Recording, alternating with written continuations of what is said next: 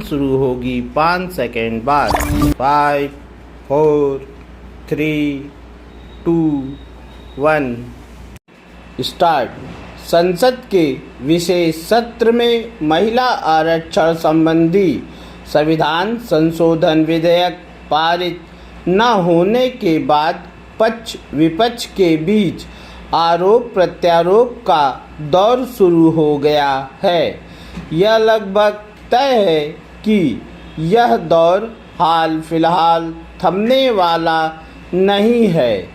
कहना कठिन है कि आम जनता और विशेष रूप से महिलाओं को किसका नैरेटिव सही जान पड़ेगा, क्योंकि दोनों पक्षों की ओर से एक दूसरे को कटघरे में खड़ा करने और महिला आरक्षण को लागू करने के तौर तरीकों पर तकरार करने से किसी को और विशेष रूप से लोकसभा एवं विधानसभाओं में अपने लिए 33% सीटों की प्रतीक्षा कर रही महिलाओं को तो कुछ भी हासिल होने वाला नहीं है। अब जबकि प्रधानमंत्री ने गत दिवस राष्ट्र के नाम अपने संबोधन में कहा कि महिला आरक्षण को लागू कराने के अपने इरादे से वे डिगे नहीं हैं एवं उनके हौसले बुलंद हैं, और विपक्ष भी यह कह रहा है कि उसका विरोध महिला आरक्षण से नहीं बल्कि सभी राज्यों में लोकसभा की 50% सीटें बढ़ाने के फार्मूले और परिसीमन से है।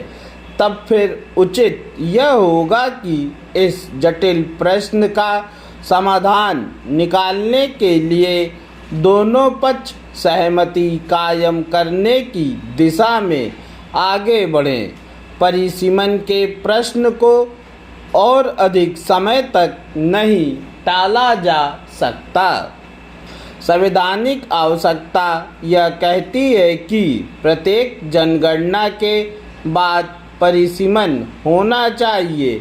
यह दुर्भाग्य की बात रही कि 1971 की जनगणना के बाद 1976 में परिसीमन की प्रक्रिया इस कारण फ्रीज कर दी गई क्योंकि दक्षिण भारत के राज्यों का तर्क था कि वे अपनी आबादी कम करने में सफल रहे हैं और परिसीमन से उनका राजनीतिक प्रतिनिधित्व कम हो सकता है।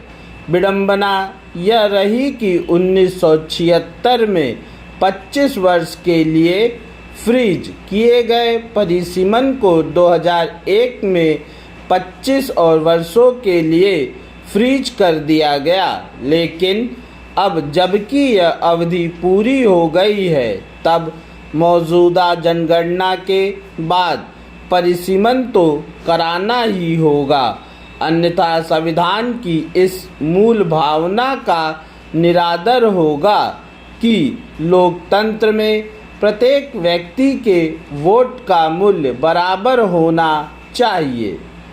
विपक्षी दलों ने भले ही परिसीमन पर आपत्ति जताकर महिला आरक्षण की राह रोक दी हो, लेकिन यदि अगली जनगणना के बाद जनसंख्या के आधार पर परिसीमन होता है तो उससे दक्षिण के राज्यों को तो राजनीतिक रूप से अधिक नुकसान ही होगा।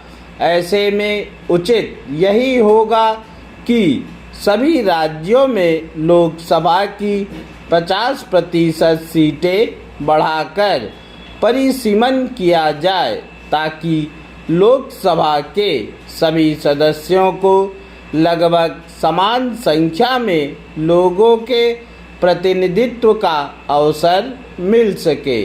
यदि दक्षिण के राज्यों की जनसंख्या आधारित परिसीमन के विरोध को ज़रूरत से ज़्यादा महत्व दिया जाएगा तो इससे उत्तर भारत के राज्यों के हितों की कहीं अधिक अनदेखी होगी और यह भी उचित नहीं होगा। पूर्ण विराम।